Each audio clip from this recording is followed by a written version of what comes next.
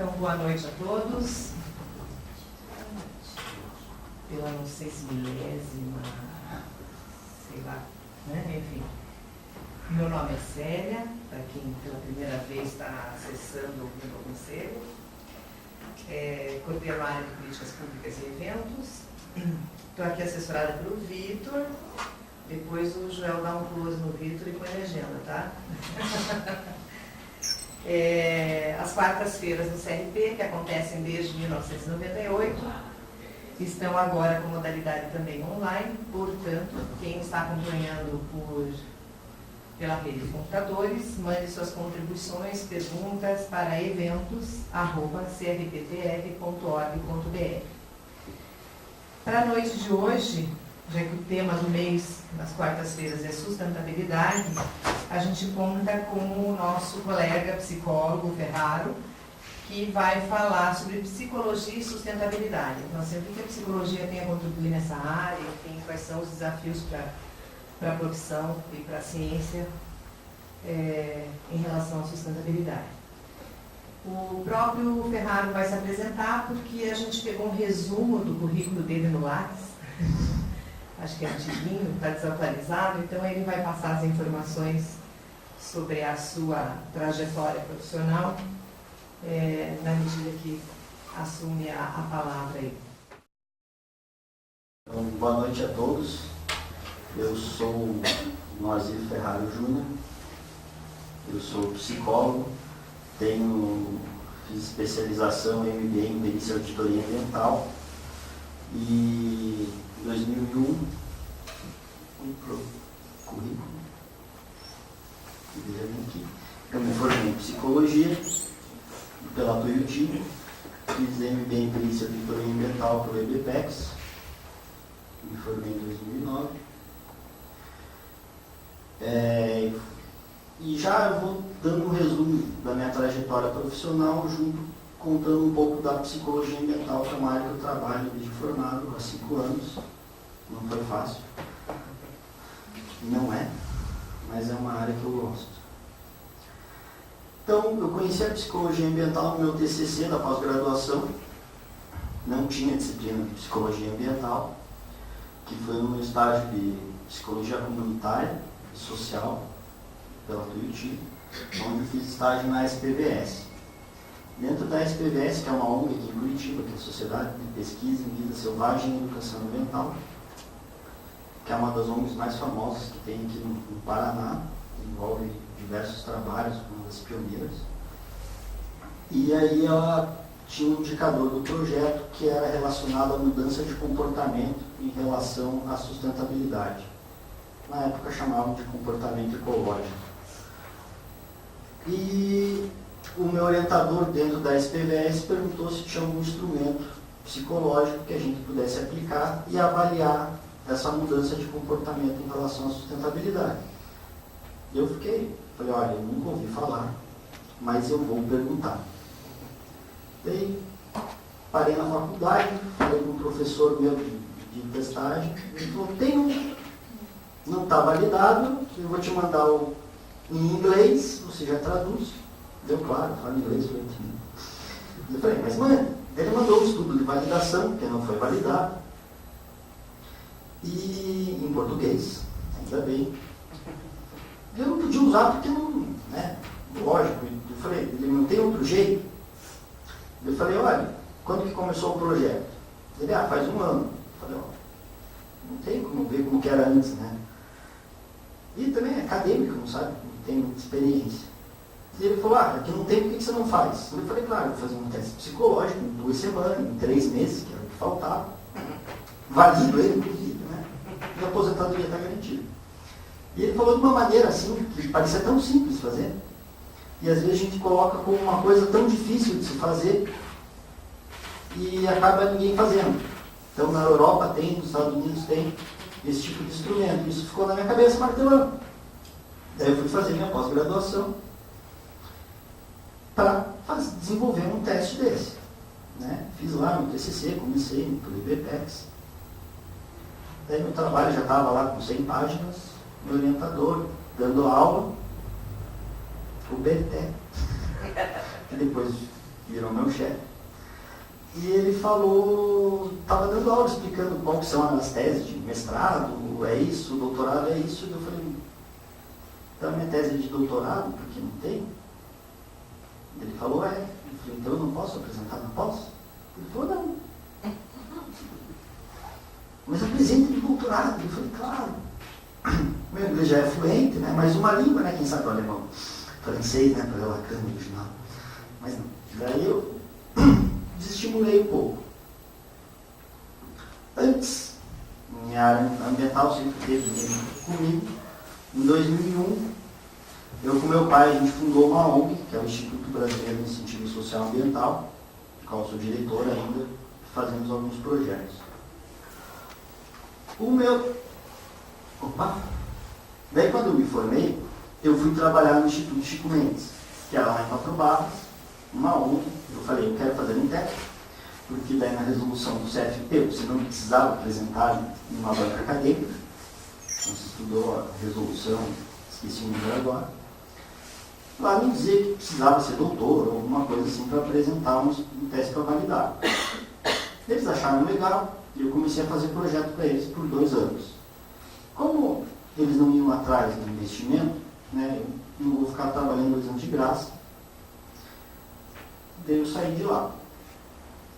E o meu TCC na pós-graduação, eu qualifiquei as emissões antrópicas de gases de efeito estufa, que é o famoso crédito de carbono, que é o que a minha ONG trabalha constantemente, que eu queria avaliar quanto que as pessoas, no seu deslocamento diário, emitiam de gases de efeito estufa.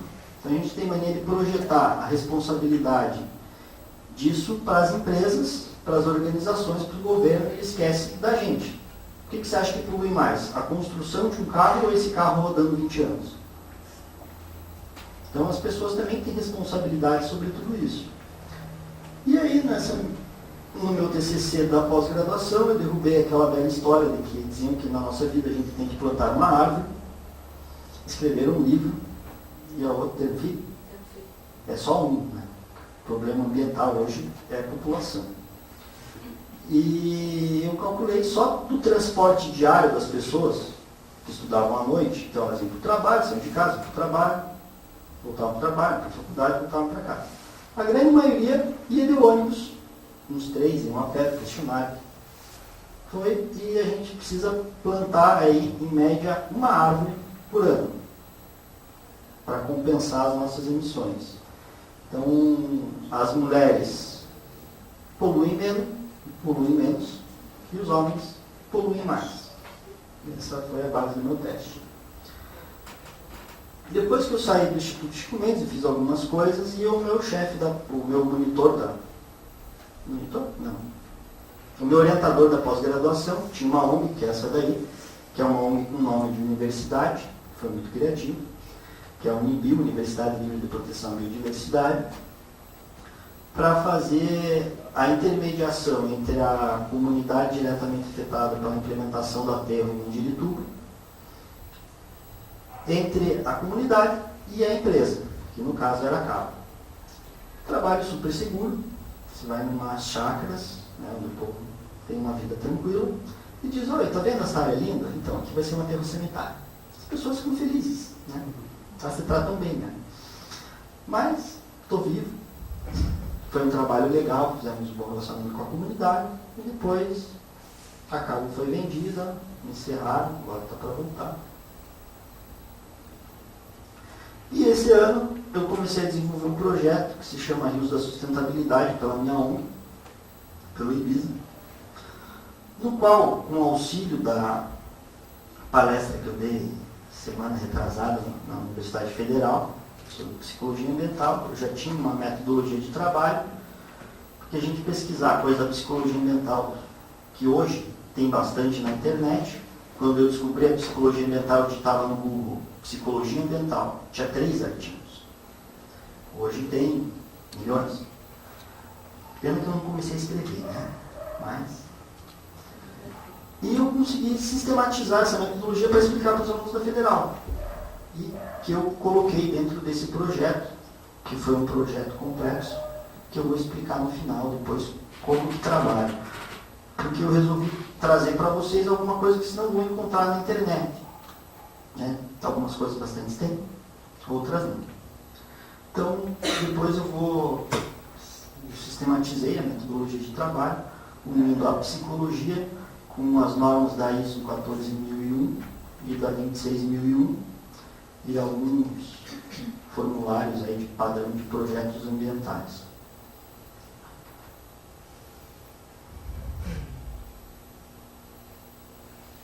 Então, antes de começar, como a gente não vai passar o filme do Suzuki,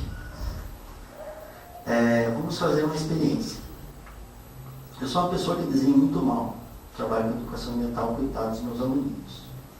Mas aqui, imagine que isso daí é um tubo de ensaio. Tá? Faça um esforço. Né?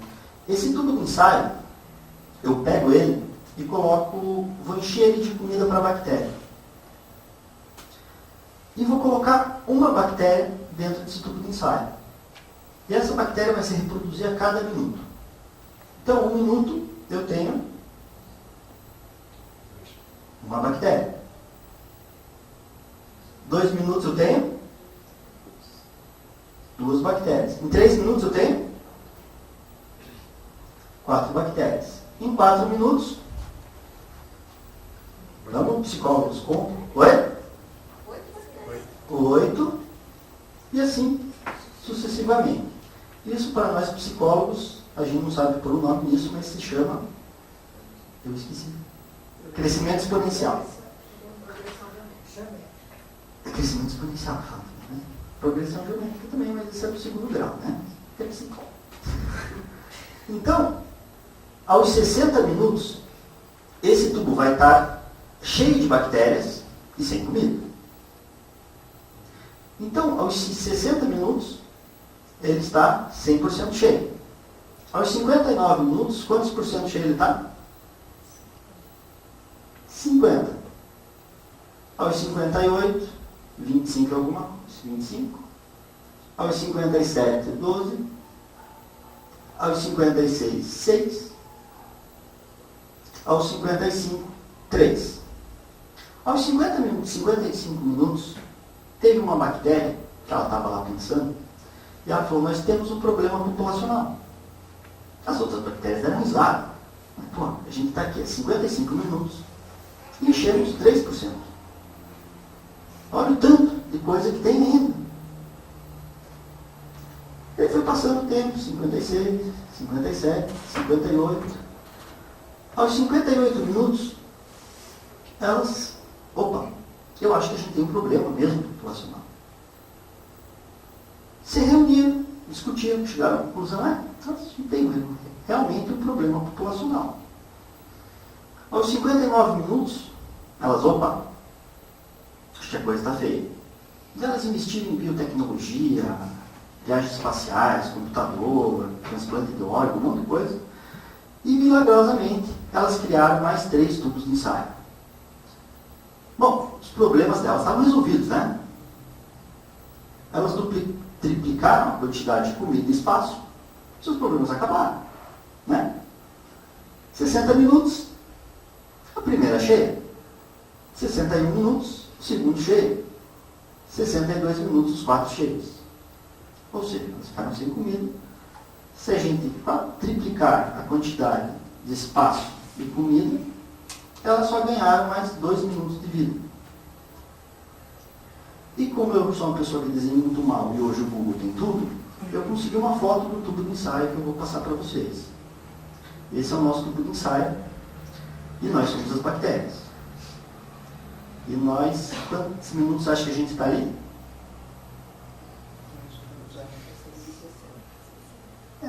60 já está morto, né? Mas a gente já passou faz tempo de 59. Então, hoje começa uma das principais conferências, né, internacionais, que é a Rio Mais 20, que há 20 anos atrás eles resolveram sentar para realmente ver que o problema estava feio. E hoje, 20 anos depois, a gente vai discutir, eles vão discutir o que foi feito, o que tem que ser feito ainda. falta muita coisa para fazer, mas muita coisa já foi feita. Então, não é só ficar se lamentando, está na hora de arregaçar as manguinhas e começar a fazer. Então, vamos agora para alguns conceitos gerais, básicos. O primeiro deles, o que é a psicologia? Então, eu achei essa definição muito boa, de um psicólogo que é um dos norteadores, que foi uma metodologia dele que eu batizei a metodologia que eu uso em psicologia ambiental. Então, a psicologia pode ser definida como uma tentativa sistemática de descrever e explicar o comportamento do homem, o consciente e o inconsciente. A abrangência do estudo é ampla, cobrindo a infinita variedade da história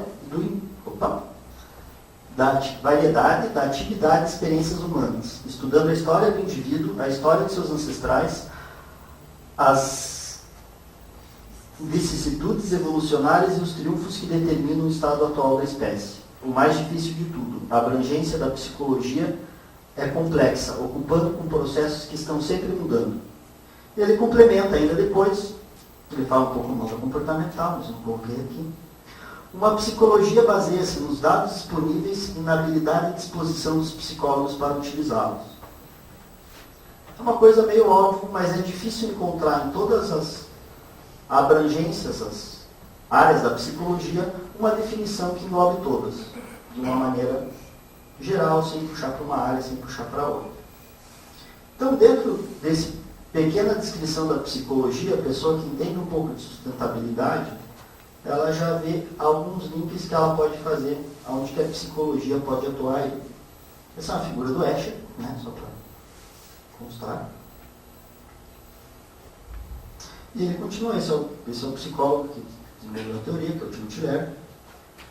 E ele complementava assim: uma das maiores tarefas da psicologia atual é construir uma estrutura de referência grande o bastante para incorporar as descobertas da ciência da energia em uma descrição revisada do homem.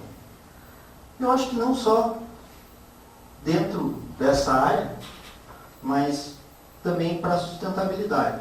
Então está na hora da psicologia dar uma reviravolta, se adaptar para ela acompanhar o ritmo da sustentabilidade. Então, a psicologia ambiental ela surgiu nos Estados Unidos. E aí teve algumas complicações quando traduziram a palavra para cá. Eu não vou falar o nome em inglês, porque não sei falar inglês, eu não vou fazer vergonha, fazer feio. A palavra em inglês environment pode significar tanto ambiente quanto a expressão meio ambiente. O que na verdade é uma coisa está ligada à outra. Falar meio ambiente, falar ambiente é a mesma coisa, quase. Então, pesquisei no dicionário, aqueles pequenininhos, o do Aurélio. Então dizia lá, que cerca ou envolve os seres vivos ou as coisas. Uma bela definição, né? Super completa. 2. Aquilo que cerca ou envolve os seres vivos e ou as coisas. Estavam os dois tópicos.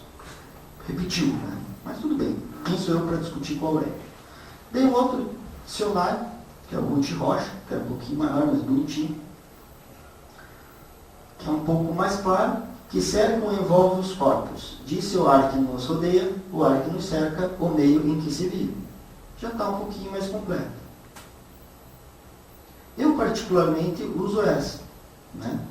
Que, de acordo com a lei 6.638, artigo 3º, inciso 1º, parágrafo 81, que é a Política Nacional do Meio Ambiente, ela descreve o meio ambiente como um conjunto de condições, leis e influências e interações de ordem física, química e biológica, que permite, abriga e rege a vida em todas as suas formas.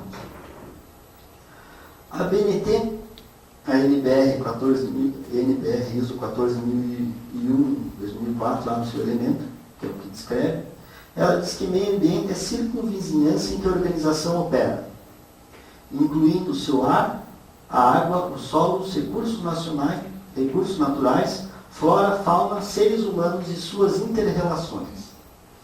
Então, basicamente, quem conhece um pouco da psicologia ambiental, a BNT praticamente obriga um psicólogo ambiental a trabalhar lá. Por quê? Porque a psicologia ambiental estuda a inter-relação entre o homem e o ambiente. eu já vou falar da psicologia ambiental, que é a psicologia ambiental estuda o homem em seu contexto físico e social, busca suas inter-relações com o ambiente, atribuindo importância às percepções, atitudes, avaliações ou representações ambientais, ao mesmo tempo considerando o comportamento associado a ela. A psicologia ambiental se interessa pelos efeitos das condições do ambiente sobre os comportamentos individuais, tanto quanto o indivíduo percebe e atua em seu entorno, Os efeitos desses fatores físicos e sociais estão associados à percepção que se tem deles, e nesse sentido estudam-se as inter-relações. Tem sido considerada como a psicologia do espaço, analisando percepções, atitudes e comportamentos de indivíduos e comunidades em estreitas relações com o contexto físico e social. A noção de espaço e lugar ocupa uma posição central na compreensão das relações do homem com o seu ambiente. Trata-se, portanto, de uma posição nova, uma maneira diferente e mais consistente de entender o desenvolvimento humano e social. Essa é a definição deles. Eu utilizei muito tempo essa definição, mas ela é um pouco complexa. Quando você explica isso para alguém, fica várias lacunas abertas, né? Mais para frente vocês vão entender. Pesquisando na literatura da psicologia ambiental, via Google, com artigos, elas definem 4 áreas de atuação. São elas a sustentabilidade e comportamento ecológico, comunidade, identidade e cultura, habitação e espaço proximal e mudança urbana. Eu particularmente trabalho com a sustentabilidade e comportamento ecológico, que eu acho que não é, então eu tirei esse comportamento ecológico, tirei o ecológico. Sustentabilidade e comportamento acho que define bem, não fica sendo uma coisa repetitiva. E mudança urbana também, já trabalhei com o Chico Mendes, fazendo um projeto com uma praça. Mas enfim, a praça está lá hoje. Muito obrigado por colocar. Então, a sustentabilidade e comportamento. Essa temática inclui uma perspectiva teórica sobre sustentabilidade, política ambiental, questões de poluição ambiental, a relação das pessoas com a natureza e os recursos naturais, e a preocupação ecológica. Eu sou um pouco chato, mas tento evitar ao máximo a expressão ecologia. A ecologia foi fundada lá em 1800 alguma coisa, 1980, foi por um biólogo, o Ernst Haeckel, uma coisa assim. E ele colocava todos os elementos do sistema com o mesmo peso, né? E depois veio o termo meio ambiente, para substituir a expressão ecologia. Hoje a gente fala em sustentabilidade. Vocês já vão ver depois. Então, são várias coisas que vão. Comportamento ecológico. Podemos ter um comportamento ecológico. Podemos dar ao nosso filho, que tem mais, tenho 5 filhos, eu dou um para a oncinha comer, porque a onça não tem mais capivara para comer. Isso seria um exemplo de comportamento ecológico, né? Incluindo na cadeia alimentar. Então, a psicologia ambiental, ela coloca o ser humano no centro das relações, mas não uma visão antropocêntrica. Ela é uma visão antropocêntrica, mas ela é uma visão antropocêntrica interdependente. Ou seja, é uma relação complexa, onde um elemento depende do outro, que é o equilíbrio do ecossistema. Então, tira o ar, a gente morre. Tira a terra fértil, a gente morre. Tire os plânctons da Antártica. Vai morrer bastante gente, porque o plâncton é a base da cadeia alimentar. O degelo da geleira. Como que afeta a gente? Simples, ninguém fala sobre isso. A água do mar é salgada, a água congelada é doce. Elas gelam, vai tirando a quantidade de sal da água. E os micro-organismos e grandes mamíferos que vivem lá, que são a base da cadeia alimentar, se alimentam, precisam daquele ambiente daquela forma. E isso está sendo alterado. A outra parte é comunidade, identidade e cultura. A pesquisa nessa seção inclui participação e implicação. Diversidade urbana, apego e identidade ao lugar, satisfação residencial, qualidade de vida, vida no subúrbio, modo urbano de vida, crianças e ambientes. Aí tem uma área boa também para psicologia, que quando vão fazer desapropriação de terreno, alguma coisa que vai ser, algum empreendimento vai impactar a comunidade, eles fazem desapropriação e eles valorizam, né? Tua casa, eles pagam o valor venal dela e eles pagam, remuneram o teu apego ao lugar. Né? Se tu mora lá há 5 anos, geralmente eles botam 50% em cima do valor da casa. Mas será que isso paga toda uma vida que a pessoa viveu lá, gerações? Outro tópico é a habitação e espaço proximal. Essa inclui moradia e vizinhança, moradias precárias, design de interiores, vários aspectos de ambientes específicos, escritórios, ambientes para o turismo, para o lazer, para os idosos e por aí vai. Então, você vai trabalhar basicamente com arquitetos. E, por último, mudança urbana. Incluem cidades encruzilhadas, nós sabemos bem como que é isso, mobilidade urbana, aquelas coisas. Cidades em crescimento, transformações, políticas públicas, políticas urbanas, em direção a ambientes urbanos sustentáveis. Espaços públicos, parques, lugares de história e memória, crianças, idosos e por aí vai. Então, a metodologia. A psicologia ambiental, a gente abrevia como PA, utiliza uma abordagem multimetodológica. O que determina a escolha do método é o problema em questão, em cada situação. Quase toda pesquisa se orienta para a resolução de um problema prático e, no meio termo, procura também avançar o conhecimento teórico da área sobre o modelo de pesquisação. É uma maneira bonita de se dizer, se vire com o que você tem. Então, todo psicólogo que eu vejo, todos os artigos, eles não demonstram uma forma clara de metodologia e nem um referencial teórico da psicologia para a resolução daqueles conflitos. Esse daqui sou eu, um psicólogo trabalhando disfarçado de biólogo, né, no meio do mar, fazendo um projeto lá no Rio, que é aquele que eu vou falar depois. Então, a psicologia ambiental, ela segue alguns princípios. O primeiro é o princípio da Gestalt, né, que é uma abordagem da psicologia. O primeiro elemento que caracteriza a psicologia ambiental é a sua abordagem holística. O efeito do ambiente no organismo não é analisado isolado do seu contexto, nem de maneira unidirecional. Ou seja, é olhado todas as visões sobre aquele problema. Outro princípio é da inter-relação, né, que falava lá na ISO. Uma consequência de estudar os fenômenos dentro do seu contexto é estudar a inter-relação, a relação recíproca. Tanto o ambiente influencia o comportamento, como o comportamento influencia o ambiente. Pinta essa sala de preto, vai mudar o comportamento de vocês com certeza. Pinte de uma outra cor.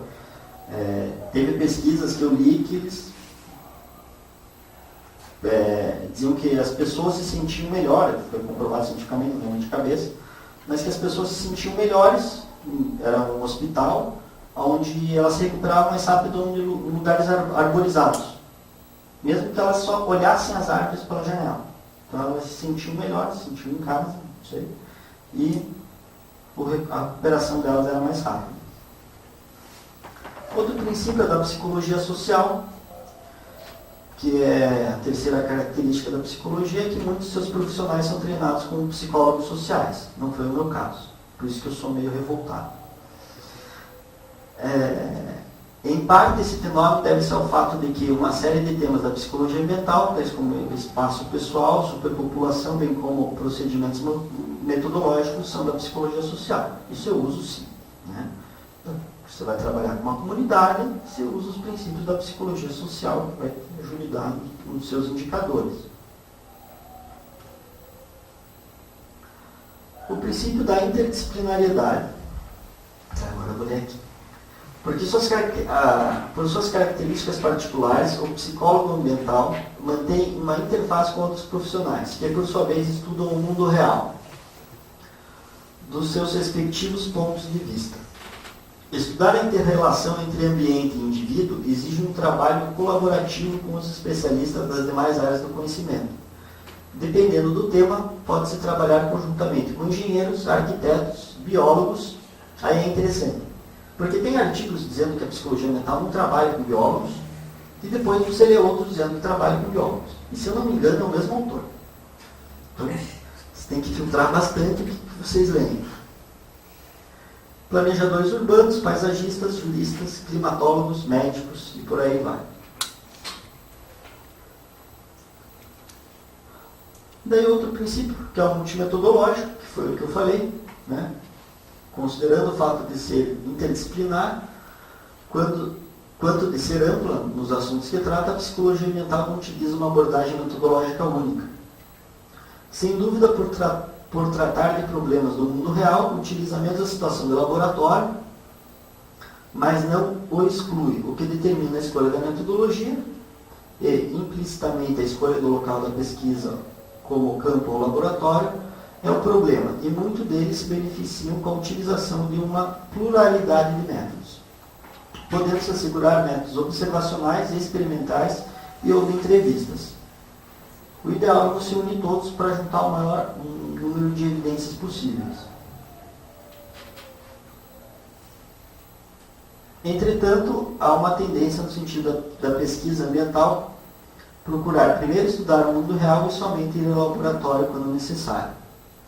Então aí a gente vê um abismo que tem entre a universidade e a prática.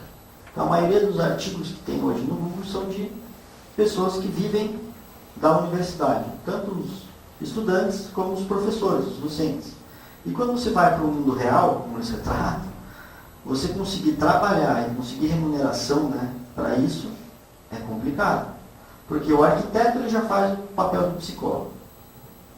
Né? Ele não vai, grande maioria não vai contratar um psicólogo para dizer o que ele já sabe. Você vai fazer um estudo de impacto ambiental lá, vai o sociólogo, vai um monte de gente interessado também nessa questão. Mas vai da psicologia também começar a se impor. E como que ela se impõe? Através do conselho, através de resolução, através de leis e por aí vai. Que é a nossa ferramenta legal para garantir a nossa atuação no mercado de trabalho. Ninguém vai te contratar porque você é bonitinho, ou porque o seu discurso é lindo, ou porque você tem um lindo referencial em Lacan. Porque as pessoas de outras áreas vão ler aquilo e não vão entender nada. Já aconteceu comigo várias vezes. Então, a nova visão da realidade, fechando, baseia-se na consciência do estado de inter-relação e interdependência essencial de todos os fenômenos, físicos, biológicos, psicológicos, sociais e culturais. Essa visão transcende as atuais fronteiras disciplinares e conceituais e será explorado no âmbito das novas situações. Uma citação do Capra, né? E expressa bem a visão da psicologia ambiental e da necessidade dela. Agora, sustentabilidade. Sustentabilidade é uma característica ou condição de um processo, de um sistema que permite a sua permanência, em certo nível, por um determinado prazo. Ou seja, sustentabilidade é aquilo que vai sustentar e você vai calcular tudo aquilo por um determinado prazo. Ultimamente, esse conceito tornou-se um princípio, segundo o qual o uso dos recursos naturais para a satisfação das necessidades presentes não pode comprometer a satisfação das necessidades das gerações futuras, o que requer uma vinculação de sustentabilidade no longo prazo, um prazo longo para um termo indefinido em princípio. Ou seja, nós tem vários artigos, né, que eles calculam o teu comportamento e eles calculam quantos mundinhos precisam se todas as pessoas do planeta tivessem aquele mesmo comportamento. Eu acho que eles perdem um tempo desgraçado calculando uma coisa dessa, porque não adianta calcular, a gente só tem um mundo e tem que cuidar bem dele. Né? Então, talvez se eles calculassem quanto tempo o mundo vai se tornar insustentável e todas as pessoas nele vão morrer, ou os homens vão morrer, porque as outras espécies talvez se adaptem, né? Quanto tempo falta? Né? Para para que essas medidas fossem categoricamente aplicadas.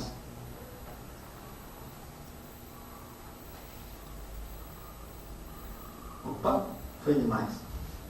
Então a sustentabilidade, ela é um tripé, que ela tem o contexto ambiental, que é o que todo mundo fala, tem o contexto social, que é o que está se falando mais hoje em dia, e tem uma outra base da pirâmide, que é o fator econômico.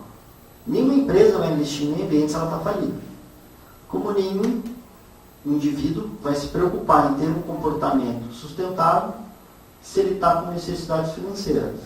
Então a gente vê no norte do Brasil, no Nordeste, desmatamento, todas essas coisas, por quê? Porque a pessoa precisa comer. Ela não tem outras alternativas. Né? Então você tem que trabalhar muito bem esse pé. E aí? Né? Sustentabilidade, o conceito é complexo, pois atende um conjunto de variáveis interdependentes. Mas podemos dizer que ela deve ter a capacidade de integrar as questões sociais, econômicas e ambientais. Esse é um quadro, que vocês não devem estar conseguindo ler daí, que resume essa explicação. Aqui nós temos que é o impacto ambiental. Então, todo impacto ambiental, o que é impacto ambiental? É toda alteração do meio ambiente, toda e qualquer alteração do meio ambiente, seja ela benéfica ou adversa, que é uma maneira bonitinha de falar que ela é negativa. Gera um impacto social direto e um impacto físico-biológico direto. Ou seja, eu alterei aquele ambiente, as espécies da fauna e da flora que moram lá vão sofrer as consequências, e é um impacto social. Impactos indiretos que multiplicam os seus efeitos. Ou seja, isso vai se multiplicando ao longo da cadeia. É basicamente isso que eu expliquei aí. Todo mundo tem mania de falar de... Quando vai falar de sustentabilidade, fala das coisas que foram feitas, a resolução da ONU, as conferências. Eu vou falar agora, para tirar um pouco da metodologia, da teoria, eu vou falar dos maiores impactos, dos maiores acidentes ambientais da história da humanidade. Então, se alguém for meio fraco, por causa das fotinhas, daqui uns 10 minutos pode voltar. Então, o que é acidente? Acidente é uma sequência de eventos fortuitos e não planejados, que geram consequências específicas e indesejadas ao homem e ao meio ambiente, causando danos corporais, materiais e interrompendo a vida dos seres vivos. Então, é a definição de impacto ambiental. A gente esquece que a gente faz parte desse ambiente. Então, quando eu falo para as crianças, o que tem no meio ambiente? A última coisa é o homem. E muitas ainda têm a dificuldade de assimilar que nós somos animais. Elas acham que nós somos ETs e que vivemos em Marte. Nós moramos aqui e dependemos de tudo isso. Então, essa é uma fotinha light da cidade de Socó, em Cubatão, na vila de Socó, em Cubatão. E uma foto de uma criança que nasceu depois do acidente de Chernobyl, mutação genética. Então, isso é só para ilustrar bem o que é um acidente ambiental. Então, pesquisando, eu não encontrei nenhuma referência à peste negra, que foi, no meu ponto de vista, o primeiro grande acidente ambiental que teve, porque ela foi causada pela falta de saneamento e pela má gerência dos resíduos sólidos da época. Né? Então, no século XIV, durante a Baixa Idade Média, a pandemia de peste bubônica, que assolou a Europa durante o século XX, do século XIV, e dizimou entre 25 e 75 milhões de pessoas. Então, alguns autores defendem que o número mais correto é de 75 milhões de pessoas. 1/3 da população mundial da época. Então, eu acho que essa tinha que ser o primeiro. E hoje, alguns séculos depois, a gente não aprendeu a gerir os nossos resíduos corretamente. A gente sabe o que é, mas para aplicar, precisa outra peste dessa para a população acordar um pouco. Daí, 19 de julho de 1976, em Seveso, na Itália, deixa eu ver para cá, para conseguir ler. O acidente ocorreu durante a produção de triclofenol, um herbicida, fungicida e produtos químicos intermediários. A ocorrência da reação química ocorreu no sábado, ao 12h30, quando a instalação estava realmente fechada para o final de semana e nenhum processo estava em andamento. De alguma maneira, a mistura de produtos químicos que tinha sido deixada na caldeira espontaneamente reagiram, gerando suficiente calor e energia para posteriormente causar uma reação plena.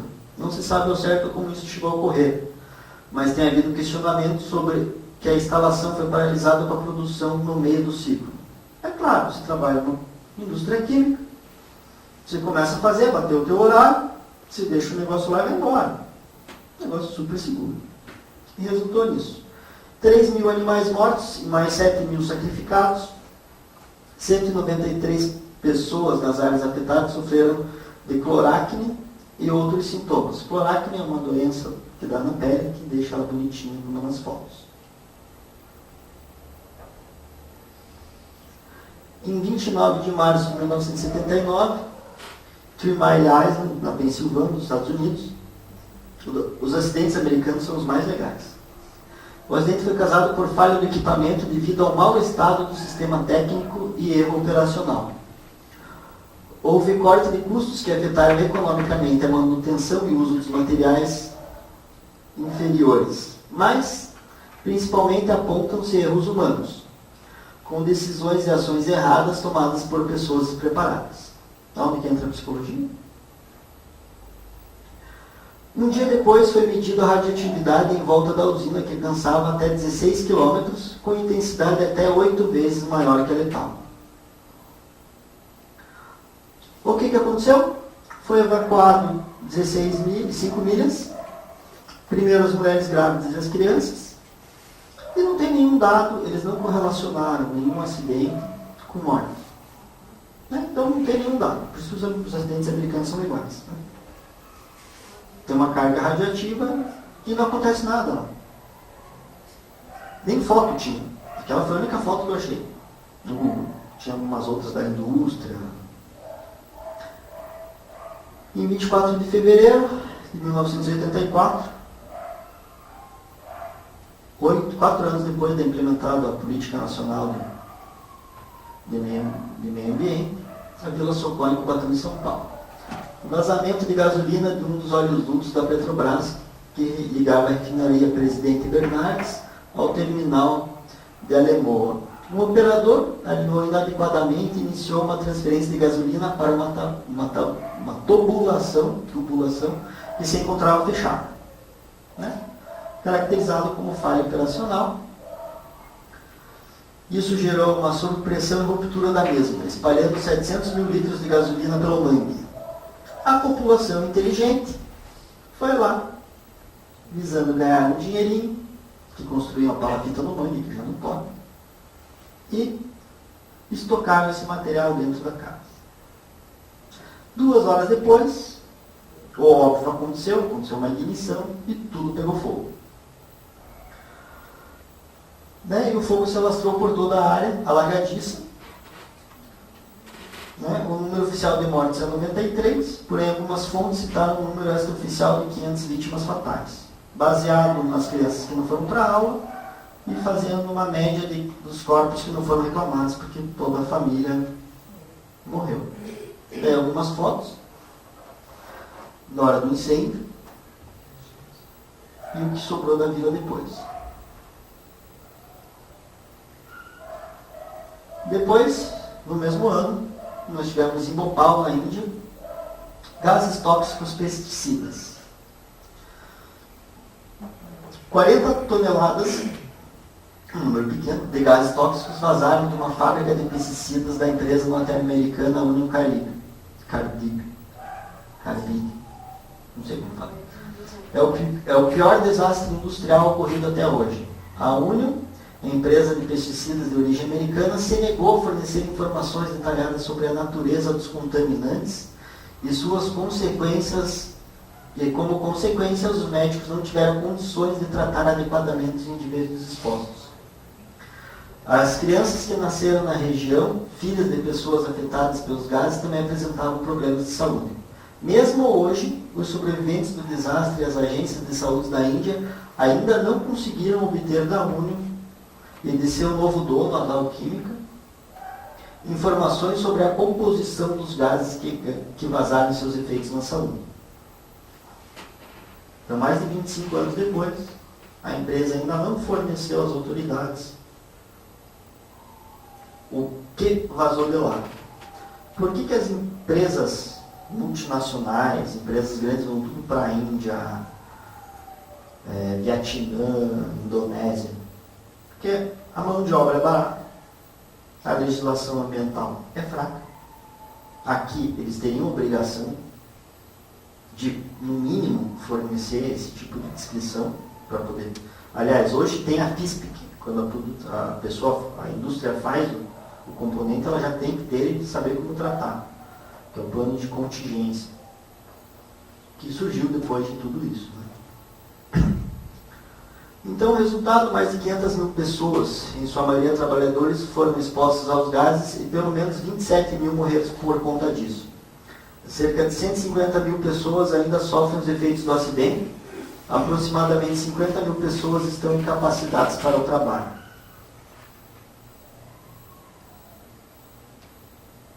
Algumas fotos. Essa foto aí foi a foto que gerou... É a foto símbolo da tragédia. Bhopal, na Índia, parece essa daí. A fábrica está desativada lá e continua contaminando, porque não foi nenhuma medida feita. Então, esses gases continuam vazando, provavelmente eles foram enterrados, soterrados, eles contaminam. Se resolver o problema, a gente não vê, né? Depois vocês vão lembrar de um aqui, assim. E contamina a água, o solo vai contaminar a comida, a água, rodopia o mundo inteiro. Foi o que eu acabei de falar.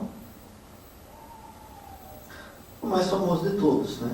Chernobyl, em 26 de abril de 1986. O reator número 4 da central nuclear de Chernobyl explodiu a 1 hora e 24 minutos da madrugada. Toneladas de poeira radioativa foram lançadas no ar, transportadas pelo vento. Contaminou todo o hemisfério norte do nosso planeta, precipitando-se onde choveu. As emissões de radioatividade duraram 10 dias. Ou seja, a radioatividade foi para o ar, chovia, ela caía e contaminava. E essas emissões não foram tipo um dia, dois, foram 10 dias. Então, em 29 de abril, níveis fatais de radioatividade foram registrados na Polônia, Áustria, Romênia, Finlândia e Suécia. No dia seguinte, no dia 30, atingiu a Suíça e Itália. Em 2 de maio, chegou na França, Bélgica, Holanda, Grã-Bretanha e na Grécia. No dia seguinte, Israel, Kuwait e Turquia foram contaminados. E assim, no dia 3 de maio no Japão, 4 na China, 5 na Índia e no dia 6 nos Estados Unidos e Canadá.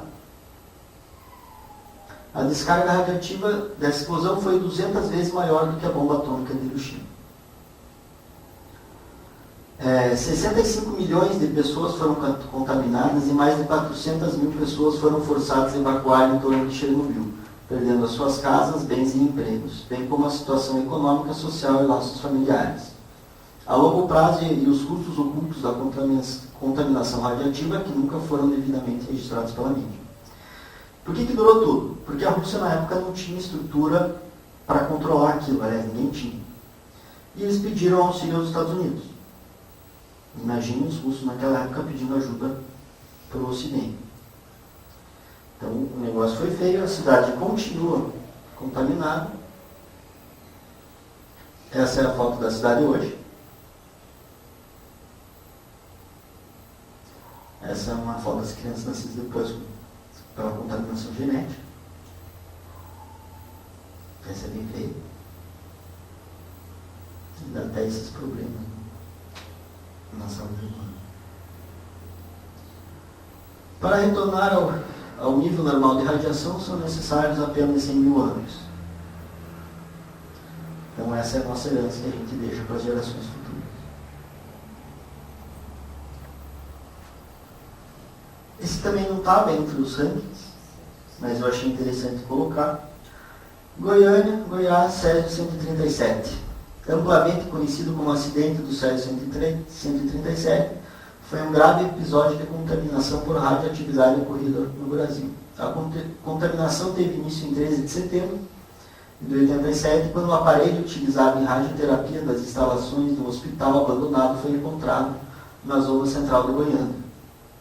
Foi classificado como nível 5 na escala internacional de acidentes nucleares. É o maior acidente nuclear causado fora de uma usina nuclear. E é um equipamento que tem em todos os hospitais. Hoje, o acondicionamento desses resíduos e o tratamento de resíduos hospitalares é extremamente rigoroso. 60 mortes e 6 mil vítimas.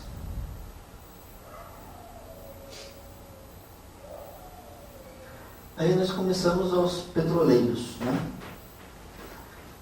24 de março de 1989, o Exxon Valdez, no Alasca, um navio super petroleiro, quer dizer, ele não era pequenininho, a serviço da ExxonMobil, bateu na costa do Alasca, deixando escapar 200 mil barris de petróleo, 41 milhões de litros,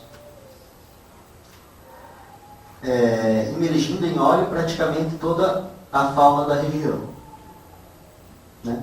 Consequência, 250 mil pássaros marinhos mortos, 250 mil, 2.800 lontras marinhas, 250 águias, 22 orcas e bilhões de ovos de salmão. Ali está uma foto, mas aquilo não é uma orca, é uma baleia. Para quem não sabe, a orca é um golfinho, não é uma baleia. Mas deve ter atingido bem mais, né? Se contaminou tudo isso. E custou apenas 2,5 bilhões de dólares para limpar todo aquele estrago. 18 de janeiro de 2002, BR Guanabara, Rio de Janeiro, acho que todo mundo lembra desse.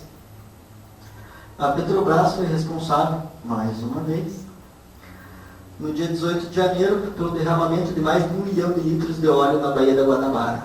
Em junho do mesmo ano, mais um acidente, desta vez 4 milhões de litros de óleo cru vazaram da refinaria aqui em Araucária. A mancha se espalhou da Bahia por mais de 50 km², atingiu o manguezal da região da proteção ambiental de Guapimirim, inúmeras espécies da flora e fauna, espécies prejuízo de ordem social, econômica e a população local. A daqui foi causada por falha, foi um vazamento do óleo. Depois disso, a Petrobras implementou câmeras em todos os dutos para monitorar.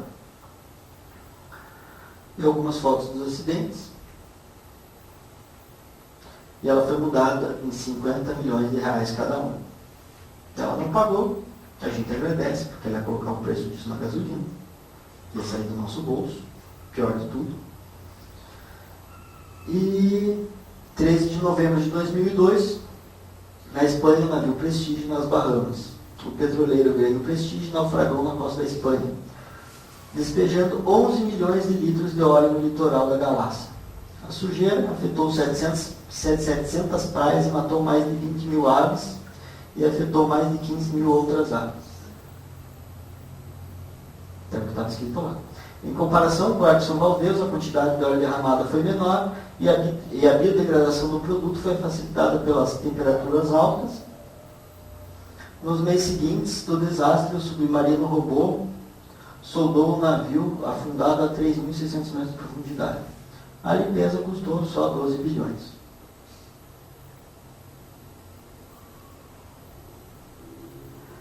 Em 20 de abril de 2010, a plataforma de petróleo no Golfo do México provocou a morte de 11 pessoas, né, após a explosão. Deu o nome da plataforma de Deepwater. Além de jogar mais de 4 milhões de barris de óleo, no pior desastre ambiental na história dos Estados Unidos, 750 milhões de litros de óleo e 6 milhões de litros de dispênseres químicos, 11 funcionários mortos, mais de 400 tartarugas correm risco de extinção, entre outros animais como os golfinhos.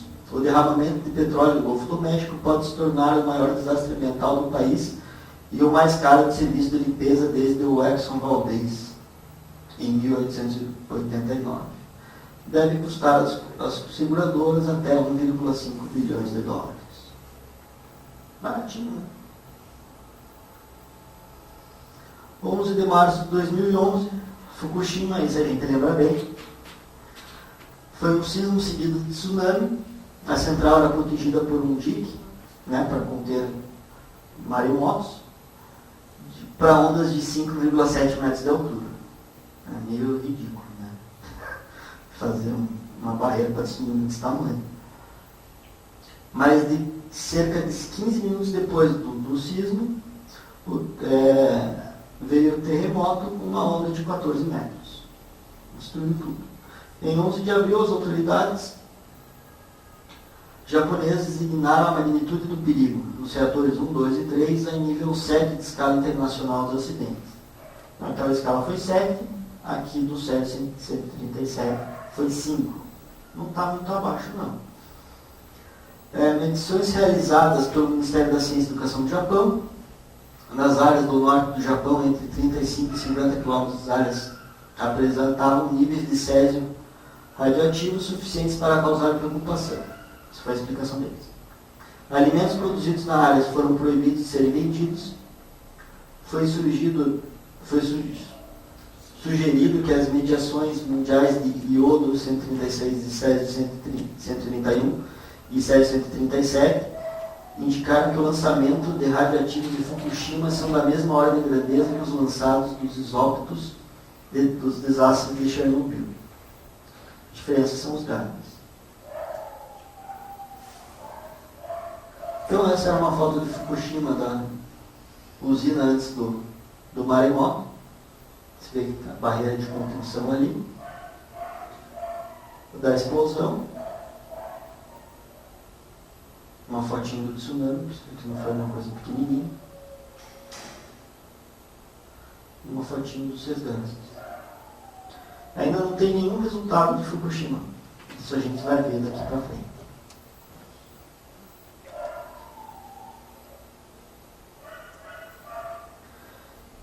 Então, mais uma frase do Timothy Leary, mais uma fotinho dele, dessa vez sendo preso. Coragem é chave para a criatividade ou para qualquer abandono da estrutura do ego. Ou seja, tudo aquilo que te prende a fazer as mesmas coisas sempre. Se nós continuarmos fazendo as mesmas coisas sempre, aquilo vai continuar ocorrendo. Então, voltando à metodologia que eu falei no começo, que é Turn On, Turn In, Drop Out, que é ligar-se, sintonizar-se, libertar-se, formulada por Timothy Leary em 1964, foi um dos psicólogos que eu sempre gostei, mesmo não tendo eles na faculdade, e uma adaptação minha em 2002. Daí eu consegui sistematizar um trabalho de psicologia ambiental, não necessariamente dentro da psicologia, espero não acabar que ninguém sendo preso, mas pelo menos se for, vou rir que ninguém. Então, o ligar, sintonizar-se, libertar-se, ele diz assim: chegou a hora de acionar a chave interna para a força máxima.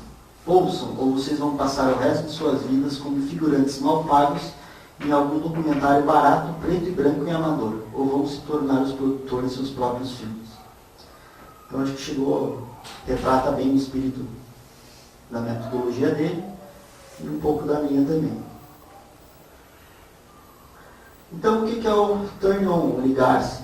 Para o Leary, significa voltar-se para dentro a fim de ativar os equipamentos neurais e genéticos, tornar-se sensível aos mundos e diferentes níveis de consciência e aos botões específicos que os acionam. Ou seja, você volta para dentro da gente e vê o que tem que mudar aí para começar a agir. Então eu adaptei, significa a compreensão global da situação, onde a gente define-se a legalidade, os aspectos e impactos ambientais, classifica e elabora essa metodologia a ser desenvolvida, considerando sua funcionalidade. Então, o primeiro passo é definir o ambiente. Quanto tempo tem?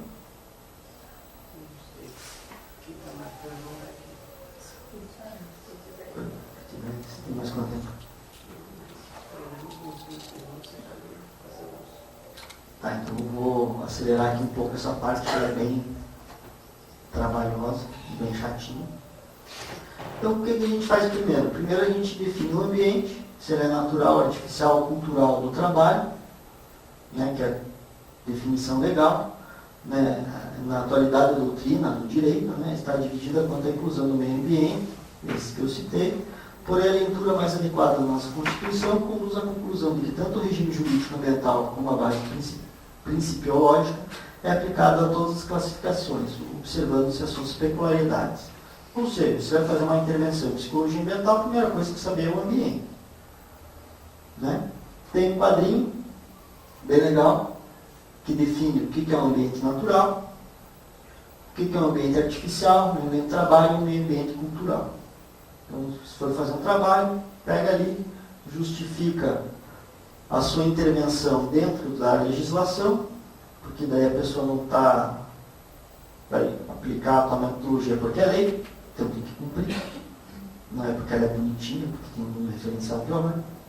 Então se põe sempre a base legal justificativa das intervenções. Até para você não fazer nada de errado que contrarie a legislação. Na área ambiental, nós temos a tríplice penalidade: administrativa, civil e criminal. Ou seja, se você fez um estudo e teu estudo deu problema, você vai para a cadeia. Não é só a empresa. O pesquisador que fez a intervenção também responde. Coisa super segura de se trabalhar. Então, a identificação e classificação dos aspectos e impactos ambientais. Então, o aspecto ambiental é o elemento das atividades, produtos ou serviços de uma organização que podem interagir com o meio ambiente. Ou seja, quase tudo. Um aspecto ambiental significativo é aquele que tem ou pode ter um impacto ambiental significativo. E, por sua vez, impacto ambiental é qualquer modificação do meio ambiente, adversa ou benéfica, que resulte no todo ou